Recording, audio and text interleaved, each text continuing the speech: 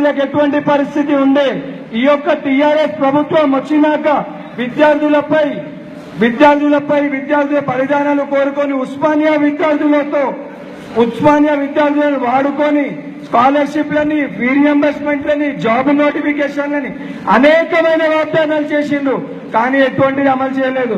So అందుకే విద్యార్థులారా మనమంతా ఒకటే ఏకదాటిపైకి వచ్చి ఈ యొక్క కాంగ్రెస్ ప్రభుత్వాన్ని జిహెచ్ఎంసీ ఎలక్షన్ లో మన ప్రతి ఒక్క ఇక్కడ ఉన్న ప్రతి ఒక్క విద్యార్థిపై బాధ్యత ఉంది. మనము మన కుటుంబం మన ఉన్న వీధిలో కాంగ్రెస్ కోసం తిరిగి మళ్లీ కాంగ్రెస్ ఈ యొక్క ప్రభుత్వం ఏర్పడేలా తీసుకొచ్చి మొత్తం మేయర్ సంబంధించి మొత్తం ఉన్న 150 డివిజన్లు కైవసం చేసుకోవడానికి మనం ఎన్ఎస్ఏ విద్యార్థులందరం పాటుపడాలని చెప్పి నేను తెలియజేస్తున్నాను.